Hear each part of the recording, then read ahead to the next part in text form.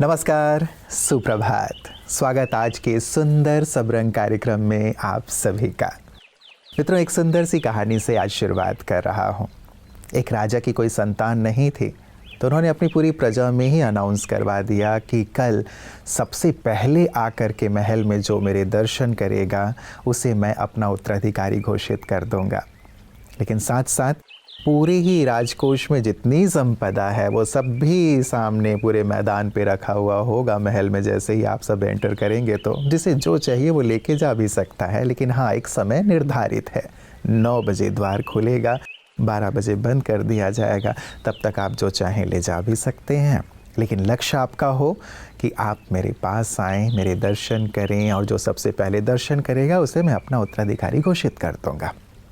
सारी की सारी प्रजा 9 बजे एंटर हो गई। देखा, एक तरफ सुंदर सुंदर व्यंजन रखे हुए हैं, वस्त्र हैं, आभूषण हैं, नृत्य गीत हो रहे हैं, हर प्रकार की वहाँ पे चीज़ें रखी हुई हैं। लोगों ने अपनी झोलियाँ भरनी शुरू कर दी। ये भूल ही गए कि वो यहाँ किस लिए आए थे। केवल एक ही बुद्धिमान युवक था जिसने ये सोचा कि नहीं, मुझे और कुछ नहीं देखना है, केवल लक्ष्य पर एकाग्र रहना है, राजा के पास पहुंचना है। राजा यदि मुझे अपना उत्तराधिकारी घोषित कर देंगे तो ये सारी चीज़ें तो मेरी ही हो जाएंगी। वो पहुंचा और राजा ने ऐसा ही किया, और बाकी सब उलझे रहे। उन सबको ये ख्याल ही नहीं रहा कि 12 बजे तक ही चीज़ें ले जाई जा सकती हैं। 12 बजा, जो भी उन्होंने बटोरा था सब कुछ उनसे वापस ले लिया गया और उन्हें बाहर निकाल दिया गया। भाव मित्रों, अपने लक्ष्य पर एकाग्र रहना जीवन में बहुत बहुत आवश्यक है।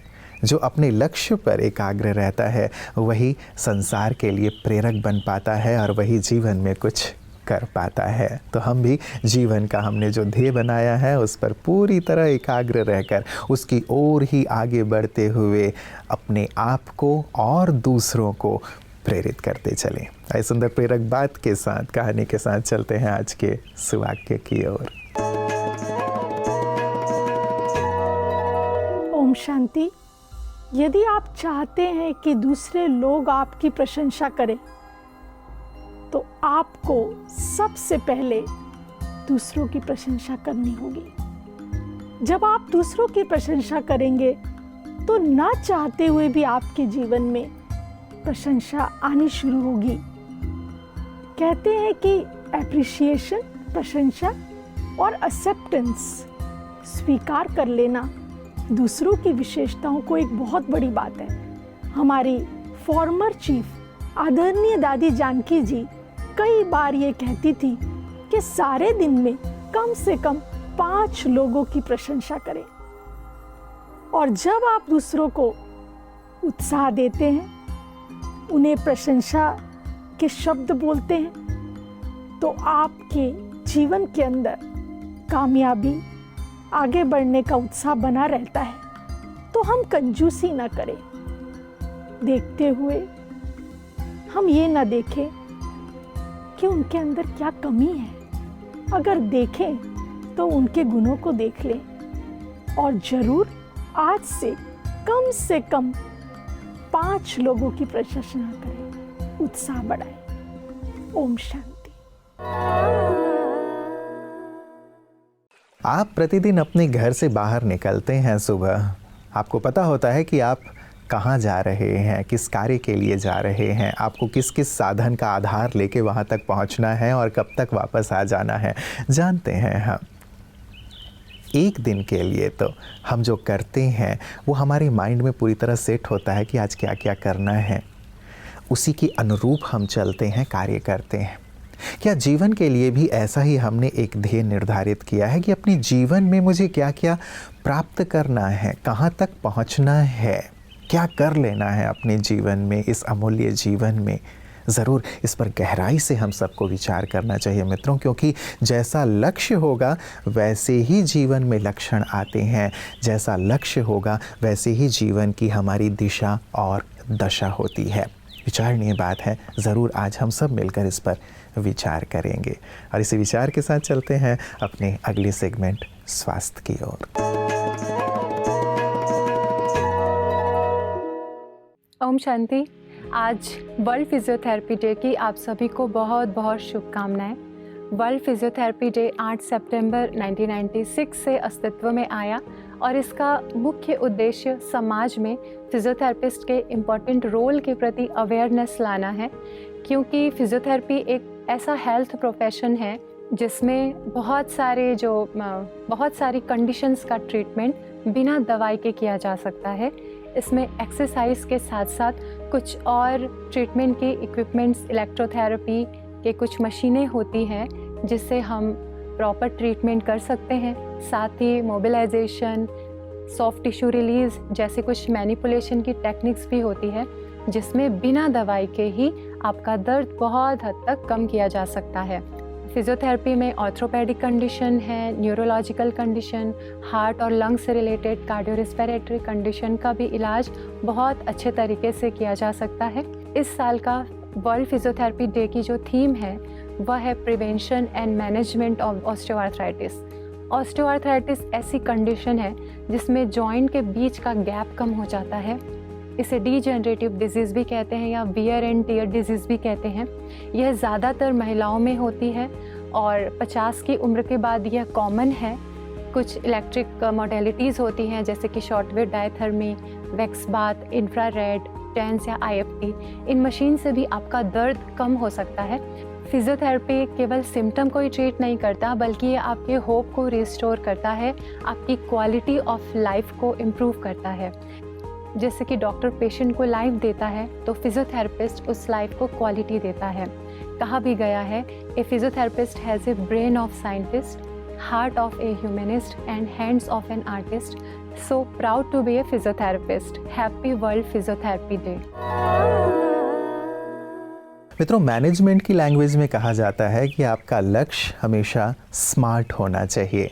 स्मार्ट अर्थात स्पेसिफिक हो, मेज़रेबल हो, अटेनेबल हो, रियलिस्टिक हो और साथ ही टाइम बाउंड अर्थात समय निर्धारित किया गया हो कि इतने समय तक मैं इसे अचीव कर लूँगा। शॉर्ट टर्म गोल्स और लॉन्ग टर्म गोल्स इसी आधार पे हम अपने जीवन में नियत करें, निर्धारित करें।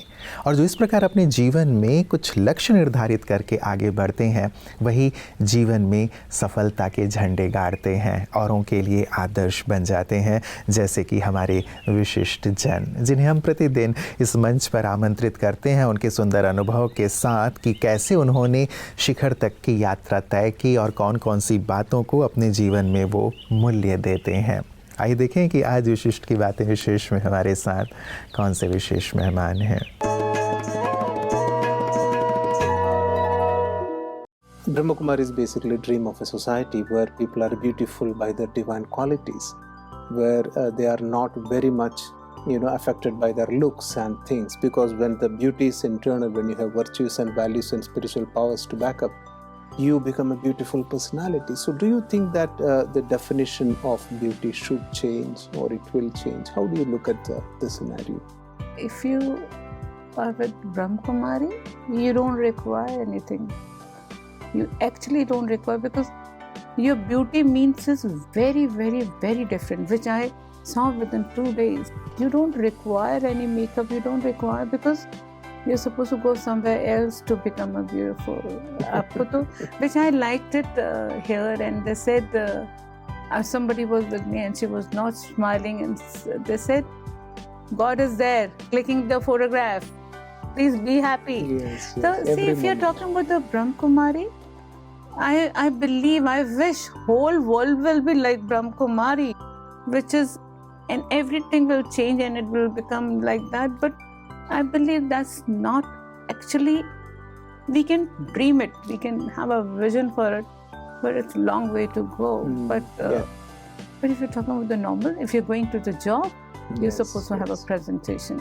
Your boss will say, oh, you're fat. If you're fat, you're lazy. Yes. Or if you cannot be ready, you cannot present yourself. Society demands it. As long as society demands it, you like to Society go start for it. demanding Yes. that. And what is your education? What you are? They see afterwards. What your presentation? Yes, They see you yes, for the yes. first. Yes.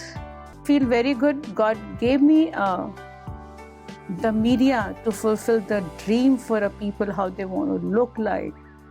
I feel very proud. God gave me that authority to treat people. Thank you, God. Thank you. मित्रों, ब्रह्मा कुमारीज की दो भूतपूर्व मुख्य प्रशासिकाएं दादी प्रकाशमणि जी, दादी जानकी जी लक्ष्य को बहुत महत्व देती थीं जीवन में। दादी प्रकाशमणि जी हमेशा लिखवाया करती थीं साधकों से, ब्रह्मा कुमार कुमारियों से कि लिखो कि आपने ये जीवन क्यों अपनाया है, आप इस पथ पर क्यों चल रहे हैं, क्या लक्ष्य है आपका। और जब साधक साधिकाएं ये लिखा करते थे तब उन्हें ये स्पष्ट होता था कि सचमुच हमने इस पथ पर कदम क्यों रखा है और हमें कहाँ तक पहुँचना है, कहीं हम रुक तो नहीं रहे हैं, अटक तो नहीं रहे हैं। और साथ ही दादी जानकी जी कहा करती थीं कि जब से मैं इस आध्यात्मिक पथ पर आई हूँ, एक दिन के लिए भी मैं ये नहीं भूली हूँ कि मैंने ये आध्यात्मिक मार्ग क्यों चुना है, मैं ईश्वर के पास क्यों आई हूँ। ये लक्ष्य एक पल के लिए भी, एक दिन के लिए भी मेरे चित्त से, मेरी स्मृति से भूला नहीं है। और यही वास्तव में उनकी सफलता का राज था और यही इस संगठन की सफलता का भी राज है मित्रों, कि इस पथ के जो पथिक हैं, ब्रह्मा कुमार कुमारियां हैं, अपने लक्ष्य को स्पष्ट रूप से जानते हैं और उसकी ओर ही निरंतर बढ़ रहे हैं। और उनकी इसी लक्ष्य में एक सुंदर सा लक्ष्य शामिल है, सबकी सेवा करने का, मानवता की सेवा करने का। और उनकी इसी सेवा को हम देखते हैं पीस न्यूज़ हाइलाइट्स में। हरियाणा के करनाल में स्थित ब्रह्मा कुमारीज मिसिंग सेवा केंद्र द्वारा रक्षाबंधन का पर्व मनाया गया, जिसमें vice chief minister of Haryana Shri Dushyant Chautala ji को मिसिंग सेवा केंद्र की संचालिका BK उर्मिल दीदी जी द्वारा रक्षा सूत्र बांधा गया। इसके अलावा पूर्व प्रधान गुरुद्वारा रोड़ी साहिब के सरदार गुरदीप सिंह बैरियर जी, किसान यूनियन के प्रधान सरदार कुलदीप सिंह बब्बर जी को भी BK उर्मिल दीदी एवं BK निर्मल दीदी जी द्वारा सेवा केंद्र पर रक्षा सूत्र बांधा गया। इसी कड़ी में भाजपा जिला प्रधान योगेंद्र राणा जी, नीलोखेड़ी विधायक धर्मपाल गोंदर जी, पुंडरी हल्का विधायक रणधीर गोलन जी, जिसमें BK उर्मिल दीदी और BK सारिका बहन ने रक्षा सूत्र बांधा।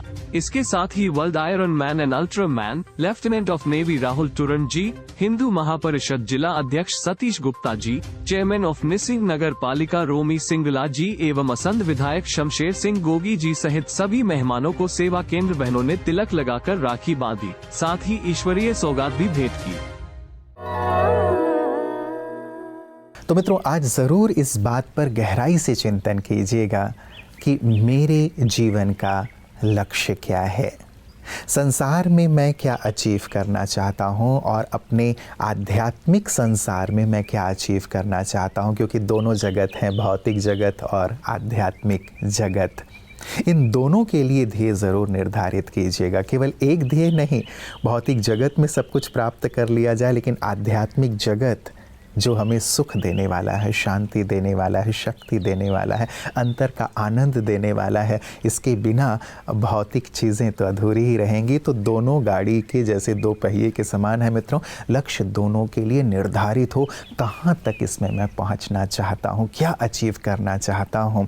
अपने साथ बैठकर अपने लक्ष्य को ज़रूर स्पष्ट कीजिएगा और लक्ष्य के प्रति खुद को समर्पित कर देना बहुत बहुत आवश्यक है मित्रों। जैसे अर्जुन ने अपने आप को पूरी तरह लक्ष्य के प्रति समर्पित कर दिया, चिड़िया की केवल नेत्र बिंदु ही दिखाई दे रही थी, अन्य चीज़ें दिखाई नहीं दे रही थीं, यही उनकी सफलता का राज था।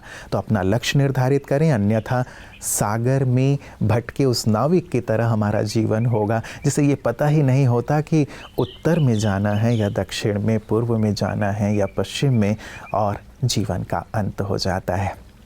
जीवन अनमोल है, इसे एक दिशा दें, एक सुंदर लक्ष्य बनाएं और अपने जीवन को आदर्श बनाकर औरों के लिए भी आदर्श प्रस्तुत करें।